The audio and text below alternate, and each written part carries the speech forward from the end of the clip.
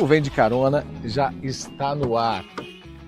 Um quadro onde a gente conta boas histórias para as pessoas que inspiram e que fazem a diferença.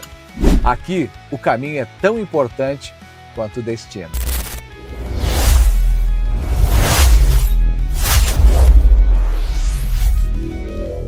O Vem de Carona tem o patrocínio da Kaiô Mitsubishi Motors de Chapecó. Tecnologia, conforto e performance para você ir ainda mais longe.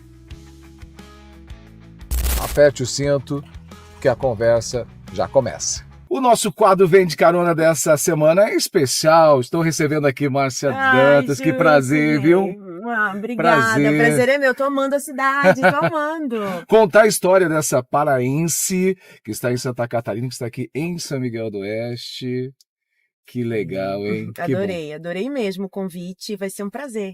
Que bom. Andar de carona com você. Sempre a bordo de um Mitsubishi, hoje dessa Outlander, da Kaiô Mitsubishi Motors de Chapecó. A gente vai contar mais uma história. Olha, eu achei um carrão, hein? Carrão, confortável. Né? Carro traz muito conforto, luxuoso. Luxuoso. Quem sabe não troco por um desse? Olha, é uma ótima ideia. Depois você faz um test drive aqui. Boa.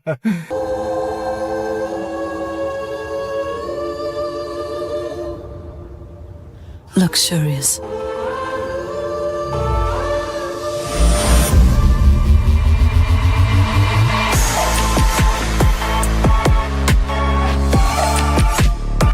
O mercado de luxo tem um novo protagonista.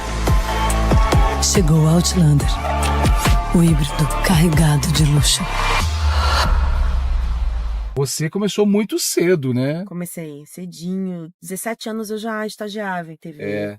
TV e impresso também lá, assessoria de imprensa. Mas você sabe que eu não queria ser jornalista, né? Eu ia te perguntar, porque geralmente essa pergunta eu faço para todo mundo. Bom, você sonhou com isso? Você queria ser isso desde sempre? Não, eu queria ser artista. Olha. Eu fiz teatro e música há muitos anos. Eu tenho uma clave de sol aqui, ó.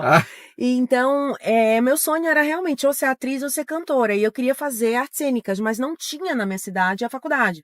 E a minha mãe falava assim, não, você é muito doida, você não vai para São Paulo com 17, 18 anos, você me estuda primeiro para depois você fazer o que você quiser. Olha. E aí eu fiz jornalismo, porque sempre fui boa em português, em literatura, sempre gostei de escrever, escrevia poemas na minha escola, fiz parte do grupo de teatro e arte da minha escola, então eu viajei o país com peças com o meu grupo de teatro, então era uma coisa que eu queria muito.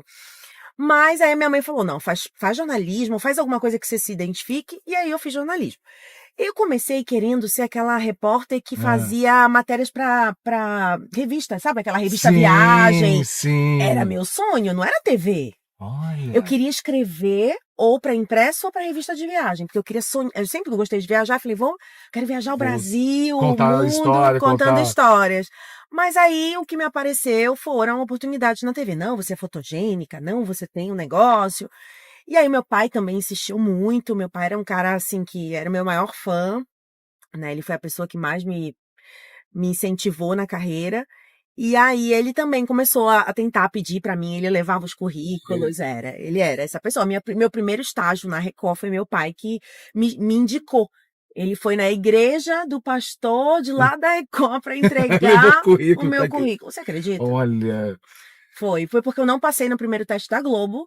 Eu fiquei, em 13º eram 10 vagas. E aí meu pai ficou tão indignado com aquilo que ele me viu, né, triste. Sim, triste. Falou assim, calma, se você não for pra Globo, você vai pra concorrência. E aí eu fui lá na Record, deu pro pastor, né, na igreja, o meu currículo. E aí eu fiz o teste na Record. E aí eu lembro do chefe, no Roberto Munhoz, que inclusive tá hoje na Record de São Paulo. E aí ele, São Paulo não, de Brasília. Aí ele falou assim pra mim, olha, eu gostei do seu teste, você está passando não porque foi o pastor que te indicou. Foi porque você é boa mesmo. Você é boa. Aí eu, tá bom. Eu falei, eu nem queria, eu só queria um teste.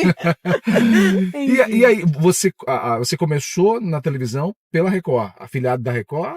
Então, na verdade, eu comecei na Band, que primeira carteira assinada foi na Band. Entendi. A Record foi estágio.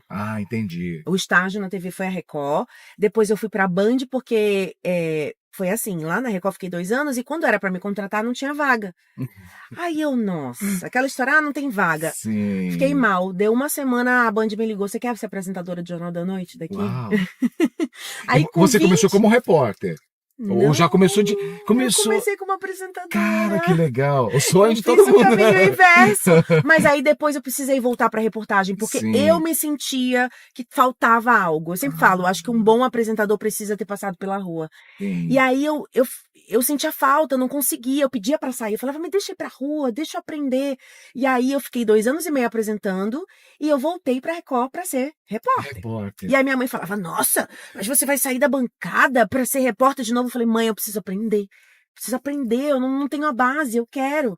E aí eu fiquei 8 meses só como repórter e depois eu fui contratada, como foi que eles me fizeram uma proposta para ser apresentadora e repórter. Então eu virei apresentadora de um jornal da manhã lá, que foi o Fala Pará, que me deu toda a base, porque é aquele jornal comentado, 2 horas e meia de jornal. Bastante, tem improviso também. Improviso. E aí eu passei 2 anos e meio nesse jornal, sendo repórter e apresentadora dele. Muito bom. E quando foi a virada de chave de você sair de um veículo regional para o nacional? Primeiro foram as chamadas que a Record me deu. Na época, participações.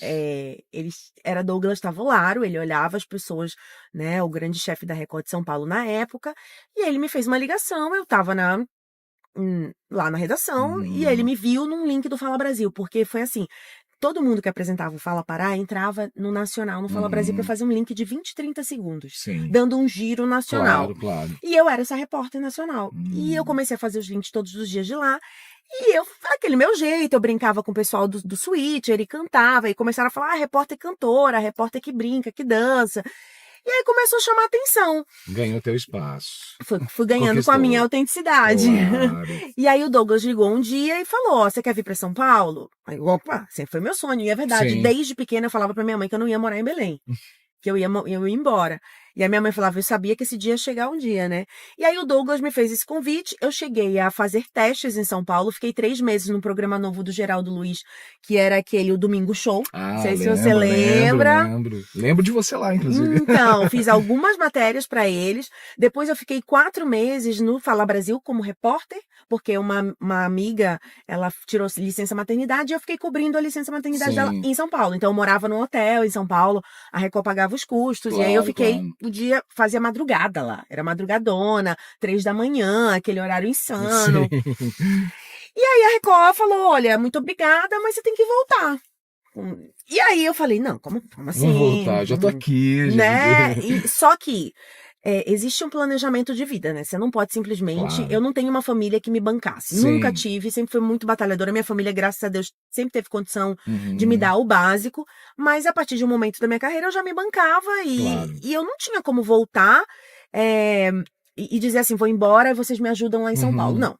O que eu fiz? Eu juntei uma grana, tanto a grana da minha rescisão para pedir demissão, quanto a grana que eu ganhava em São Paulo, porque era assim, eu ganhava o salário de Belém, que era um salário super bom para a época, e mais um adicional de 40% por estar trabalhando em São Paulo. Uau, legal. Então esse adicional eu guardava para usar nessa possível transição. Isso eu fiz. Então eu guardei 6 meses de dinheiro, porque eu falo assim, gente, para você fazer qualquer mudança na sua vida, você precisa de estratégia financeira. Sim. Senão não te dá liberdade. Então eu pensei assim, eu vou ficar 6 meses lá com essa grana, vou conseguir pagar um aluguel, vou conseguir me manter. Se der tudo errado, eu volto. Tá tudo certo. E tá tudo certo. Em Belém eu tenho emprego, né? Em Belém eu tenho.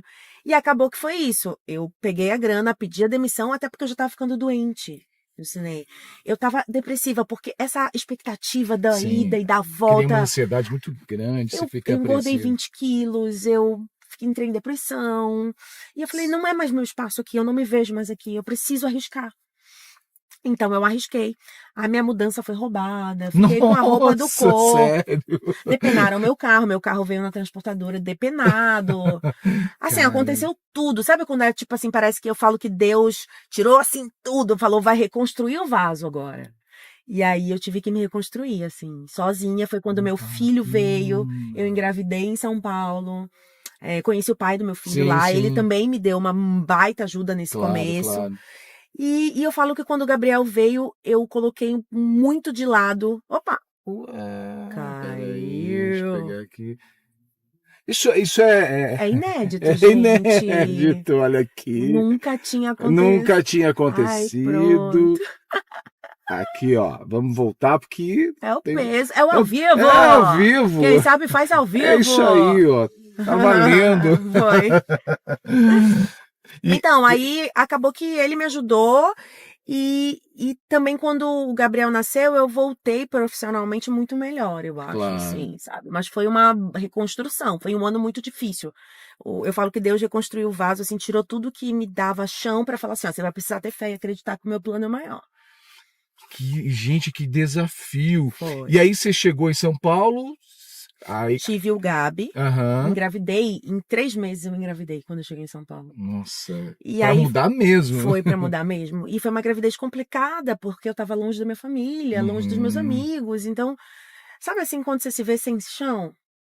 E eu digo que quando ele nasceu, eu voltei a ter vontade de viver de novo, assim. Foi ele que me salvou da depressão também. Olha só. Foi a gravidez, assim, foi muito difícil. Você sabe que todo profissional, ele sonha em São Paulo, porque São Paulo Sim. te dá uma vitrine a nível de Brasil e até de mundo, né? Sim. E como foi isso? Como caiu a ficha para você de ter saído de lá? E hoje, qual foi o primeiro trabalho assim a nível nacional que você assumiu? Já foi o SBT. Já foi o SBT. Já foi o SBT e foi muito... Foi o SBT Brasil, não foi? Não, eu comecei como repórter no SBT. Entendi. Ninguém me conhecia, né, em São Paulo, então eu precisava recomeçar. E eu recomecei do zero mesmo, inclusive na madrugada. Então eu voltei pra madrugada com uma criança pequena de 8 meses. Foi a minha primeira oportunidade no SBT e era freela. Pra quem não sabe, o freela é quando não é contrato CLT. Então eu tirava férias de pessoas. O SBT é uma das poucas emissoras em São Paulo que contrata freelancer. Então, um amigo meu falou, Márcia, tem uma vaga, é freela, Sim. vai lá, pra eles conhecerem, né, e tudo. Claro. Aí mandei meu currículo, me chamaram, e aí quando eu comecei, fiquei 1 semana. Aí, não, você pode ficar mais uma. Não, gostaram e tal. Fica mais uma, e fica mais uma. E aí eu fui ficando. Só que era aquela apreensão, meu Deus, e aí? Passou essa semana, será que eu ainda fico? Nossa, sim. Era assim. E você acredita que eu fiquei quase 1 ano assim, sem contrato? Nossa. Aí até que a Record me fez uma proposta. A Record de São Paulo para eu ir pro Jornal da Manhã lá também como repórter. E era uma época, gente, não sei se vocês lembram, do Primeiro Impacto com o Dudu Camargo e Marcando o Povo. Lembro quando foi lançado. Era bombado, a gente batia a Globo. E eu era repórter para-raio, eu chegava em tudo primeiro. Na verdade, a Globo criou o Hora 1 por conta do Primeiro Impacto, que a gente começou a bombar 5 horas da manhã, a gente dava tudo o que estava acontecendo em São Paulo, e eu era repórter que chegava nos acidentes, eu era repórter que chegava nas manifestações, e eu estava no meio do povo, e eu virei uma co-apresentadora da rua, de tanto que eu comecei a aparecer. Entrava tantas vezes que... Muitas vezes, assim. E aí, a Globo começou a se ligar, fez o Hora 1, e a gente bombava na audiência, e a Record me fez uma proposta, porque a Record também ficou ligada, né, nesse movimento, estava acompanhando. E aí acabou que o SBT falou, bom, então a gente tem que te contratar, né? Porque eu falei, nem contratada eu sou, né? Aí eu falei, ou vocês me contratam ou eu vou embora. E aí eles me contrataram, e eu disse não pra Record, pra continuar no SBT. Claro. E depois disso, eu recebi umas 2 propostas pra Record, e disse não, e continuei. Eu valorizei meu passe. Claro. E fiquei. E foi assim. E numa dessas, eu viralizei muitas vezes, né? Sim. Várias situações engraçadas. O ladrão rouba meu celular ao vivo. Em Brumadinho, aconteceram várias situações também difíceis. Eu fui para grandes coberturas, a morte do Gabriel Diniz, que foi essa. Eu fui para aquele massacre de Suzano. Eu fui vivendo essas coberturas, né, que mudaram a minha carreira. Claro. E dessas o Silvio me viu. E aí foi a primeira vez que eu fui ao programa dele, e aí foi que a minha vida mudou. E aí quando você foi para o SBT Brasil, embora você já estava no SBT e numa vitrine muito, muito grande, porque o programa ele deu muito certo. E como é que foi isso, assim? Quando que você sentiu, caramba, era isso que eu queria? Eu tava o Silvio me viu e quis me colocar como apresentadora primeiro do Primeiro Impacto.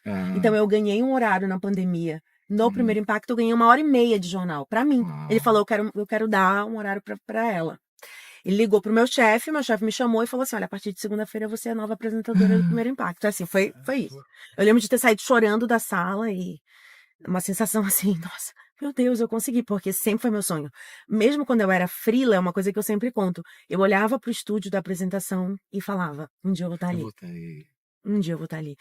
O poder da palavra é muito absurdo, gente. Não fale nada, não reclame, não fale mal de você mesmo. Assim, é uma coisa que eu aprendi na minha vida. Quanto mais você coloca fé naquilo que você faz e você acredita em si mesmo, você consegue.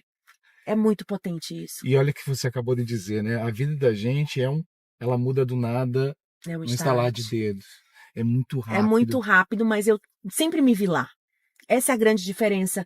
Não era aquilo que eu achava, nossa, mas eu nunca vou conseguir. Imagina, eu lembro que tinham muitas apresentadoras na minha frente. E aí, uma vez eu fui pedir pra passar um final de semana, pra apresentar o final de semana. E a minha chefe me falou, olha, o Madrugada eu te deixo fazer, mas o SBT Brasil tem muita gente na sua frente, assim, é impossível. Tinha a Analice Nicolau, a Karen Bravo, mulheres incríveis, a Raquel Sherazade. E ela falou assim, eu não consigo. Tudo bem? Aí eu falei, não, tudo bem, eu só tô te pedindo uma oportunidade, porque é meu sonho e tal. E aí, quando aconteceu, o Silvio falou, a Raquel tava saindo do SBT, e aí eu comecei a tirar folgas da Raquel, sexta e sábado. E aí a minha chefe me falou, eu acho que ele quer te colocar no lugar dela. E aí eu falei, como assim? No principal jornal da casa, ela falou, pois é. E aí, então, eu não tinha certeza se era isso. Né? Aí sempre coisa de televisão. Aí eu falei, meu Deus, eu tô ficando sexta e sábado. Aí adivinha, Jucinei, eu trabalhava sexta e sábado. E aí, pra eu não enlouquecer em casa, porque eu sempre fui uma pessoa que gostava de trabalhar todo dia, eu inventei, foi assim que eu cresci no digital também, inventei de começar a fazer boletins pro digital, do SBT primeiro.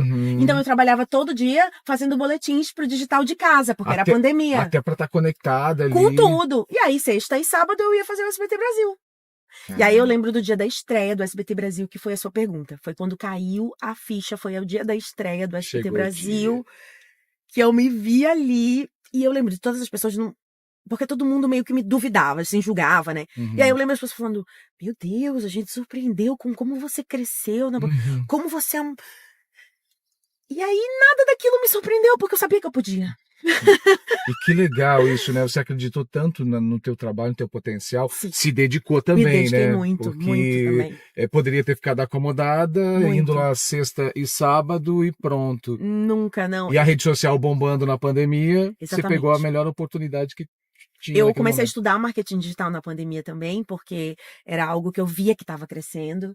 Então, eu falei, não, eu vou associar. E foi assim, eu comecei a mostrar bastidores também, que ninguém fazia. Hoje o Trali faz, hoje a Globo faz, mas a Márcia começou isso lá, ó. Eu lembro que quem me acompanhava, eu ensinava, dava live para estudantes. Tem estudantes que me seguem até hoje, porque eu dava live e aulas de graça nas redes sociais. Então... E legal isso, né? Porque quem tá do outro lado, tudo que você tá falando, quem não tem contato com a profissão, imagina um cenário totalmente diferente, né? Ilusório, às vezes, né? Que acha que a gente é milionário, que a gente trabalha pouco. O que a gente mais faz é trabalhar. É trabalhar, que é glamour, né? Glamour. O glamour é só um pouquinho, assim. É bem pouco. Agora, de tudo isso, bom, do SBT, você agora foi pra... Eu tô na Jovem Pan. Na Jovem Pan. Isso. Também num projeto novo. Isso. A Jovem Pan que tem crescido também de uma forma muito grande. Acabou de estrear, né? Uma nova emissora lá no interior de São Paulo. De São Paulo, de São Paulo. É Bauru, não, eu não lembro da cidade, não, mas é São Paulo. São José? Ai, meu Deus. Eu sei que é a terra do David lá, viu? Isso, David, um beijo. A gente esqueceu o nome da sua cidade, mas não tem problema, não. Então, foi muito louco, porque a saída do SBT foi um baque, né? Uma coisa que eu não esperava. A emissora passou por uma reestruturação e além de eu ter saído, muita gente saiu. Sim. E foi logo após a morte do Silvio, né? Eu também tive que noticiar a morte do Silvio. Foi algo que me marcou muito, assim. Foi um dos dias mais difíceis da minha carreira. Imagina você noticiar a morte do teu grande ídolo, né? E foi a pessoa que te colocou ali. E o cara que te abriu as portas. Foi muito difícil, assim. O Brasil todo sentiu a perda, né? Foi. Eu fui chorando o caminho inteiro, fui uma das primeiras pessoas, porque eu moro ainda muito perto do SBT. Então, a minha chefe me ligou, tava no salão com meu filho, ela falou, vem pra cá. vem pra cá que você vai ter que falar isso. Eu falei, o quê? Calma. E aí eu fui no caminho chorando, assim. E aí não tava acreditando, e realmente tinha acontecido e enfim, foi muito difícil. Bom, trazendo aqui para a tua história, lá do Pará, o que mudou da Márcia lá do Pará, lá da infância, com o sonho de ser artista, para hoje? Como é que se você enxergasse e tivesse uma conversa com a Márcia lá de Marcinha. trás? Ai, olha, eu acho que uma coisa, ela ainda existe em mim. A Marcinha que existe em mim é a Marcinha sonhadora, sabe? A Marcinha que gosta de realizar. Eu lembro dessa criança que sonhava realmente, e eu ainda tenho muitos sonhos para realizar, né? Tenho muitas coisas que eu quero realizar com meu filho, com minha família e com meu trabalho também. Então eu acho que eu diria isso, assim, olha onde você chegou, menina, você conseguiu, né? Mas você conseguiu o que você queria, mas ao mesmo tempo você preservou o que você era. Porque eu acho, Jusinei, que o mais difícil nessa vida de verdade é você conquistar coisas e quando o sucesso chega, você manter a sua autenticidade, você manter o seu pé no chão. Eu queria te perguntar, o que o sucesso mudou em você? Então, o sucesso primeiro me ensinou a ser muito pé no chão e ética, assim, porque se você perder isso, você se perde completamente do... Olha, o sucesso é o propósito do teu trabalho, não pode ser o ego. Entendi. O ego, ele te serve muito para você se proteger de algumas situações, você também precisa saber quem você é profissionalmente, mas o pé no chão e a estrutura de ética e de base que você tem é o que te sustenta, porque senão você vira uma coisa... O seu trabalho é ajudar as pessoas. Não é aparecer na televisão. O propósito do jornalismo é ajudar, é informar, é entreter também. Claro. Mas não é você. Eu sou o meio. Eu não sou o principal da matéria. O principal é a pessoa que eu estou ouvindo, é a história, é o que eu vou transformar a partir disso. Então, eu acho que é isso que é o mais importante. O sucesso não pode mudar quem você é nunca. Jamais. Eu sei que a gente teria muito papo aqui, muita história para contar, mas eu queria fechar com o seguinte: sucesso para você é sorte ou preparo? É um pouco dos dois. É um pouco dos dois porque, imagina, eu falo que a sorte sempre me encontrou pronta. Porque o Silvio, por exemplo, talvez não teria... Eu posso ter tido um pouquinho de sorte, mas imagina se eu não tivesse a capacidade de estar na bancada do SBT Brasil, talvez ele... Sim. Não teria me dado. Porque foi a sorte de encontrá-lo. De encontrá-lo no momento que eu estava preparada. Tá certo. Você teve, em algum momento, assim, que você foi para a bancada, ou mesmo na rua com o microfone, que teve medo de falar? Ou te deixou preocupada, te deu grande tensão? Teve uma situação que eu passei numa comunidade em São Paulo, que eu estava ao vivo, era uma chacina com 7 mortos, se eu não me engano, e a comunidade estava bem revoltada, e aí eu estava noticiando, a polícia dava informações de que seriam traficantes, de que seriam isso e aquilo e tal, e de repente a polícia saiu, deixou o lugar, e a comunidade veio pra cima de toda a imprensa. Eu tenho essa imagem ao vivo, depois eu te mando se você quiser colocar aqui. E aí eu comecei a correr e eu falava, meu Deus, estamos ao vivo, não sei o quê. E aí a mulher veio com uma pedra assim, ó, gigante. E de fato jogou no nosso carro, eu consegui entrar no carro. Ela jogou e quebrou o para-brisas de trás do carro. Caramba. E foi uma tensão toda ao vivo. Nossa. Por isso que, sabe que me falavam que eu era o para-raio da notícia? Que eu era o negócio acontecia onde eu estava. Olha. Então eu acho que eu tô no lugar certo. Tá no lugar certo. Porque falava a repórter mais azarada do Brasil. Eu tive esse tema também, assim, eu era a repórter mais azarada. Eu falei, não, eu sou a repórter mais sortuda. Porque acontece tudo onde eu tô, então quer dizer que era pra eu estar ali, entendeu? Que joia. Agora, a gente sabe que assim, com a internet, principalmente depois da pandemia, em rede social, o jeito de comunicar mudou bastante. Mudou. Tem alguma coisa que de alguma maneira te incomoda hoje? Porque assim, o jornalismo tem toda uma essência que precisa, para que ele seja efetivo, ele precisa ser mantido. Tem algo que te incomoda na rede social hoje? Na rede social, eu na acho internet, que... de uma forma geral. Eu acho que assim, me incomoda um jornalismo travestido de publicidade. Me incomoda jornalista que divulga bet. Me incomoda jornalista que ganha dinheiro em cima de notícias fakes. Isso me incomoda muito. Porque ele vende como se fosse uma notícia, não só uma pessoa, várias pessoas fazem isso hoje, pegam portais grandes, falam assim, olha, o prefeito da cidade tal é maravilhoso, ele lançou essa obra, lançou aquilo. E aí cada post é 30, 40 mil. A pessoa, o jornalismo se vende, e o nosso jornalismo, como é que eu vou criticar o cara que de repente pode ter roubado emenda, se eu tô ganhando o dinheiro dele para noticiar algo que para a população não é o real. Então eu tô enganando, eu tô vendendo o meu trabalho. Nós podemos fazer publicidade, eu acho que é ok. Sim, sim. Em coisas que a gente acredita, que acha que funcionam. Agora, pra bet, que é algo que a pessoa pode se viciar, ou para publicidade de política, é algo muito, muito perigoso, que eu acho que isso é algo que jamais eu faria. Entendeu? Aquilo que você falou agora há pouco, né? Que a nossa profissão é para ajudar as pessoas. No momento que você propaga algo que pode trazer algum malefício. A nossa responsabilidade, você imagina o peso disso, assim, é muito perigoso. Isso é algo que me incomoda, mas eu gosto da internet porque ela deu possibilidade de muitos talentos aparecerem.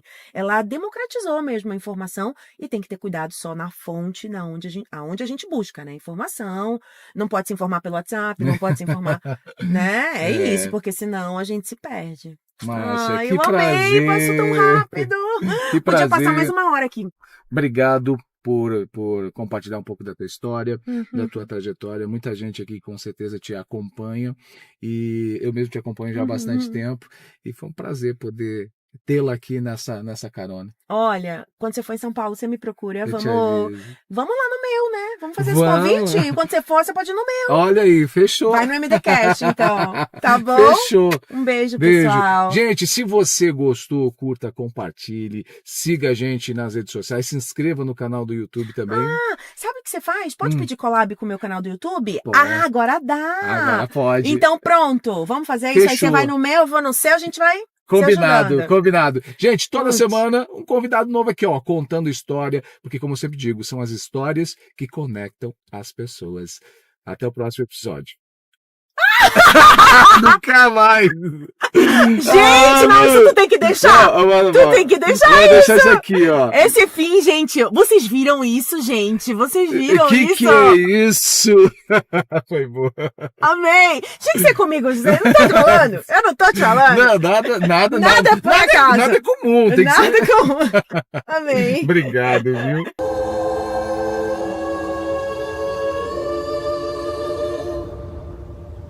Luxurious.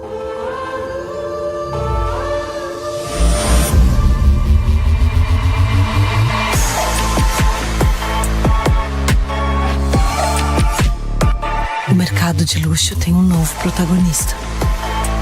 Chegou Outlander, o híbrido carregado de luxo.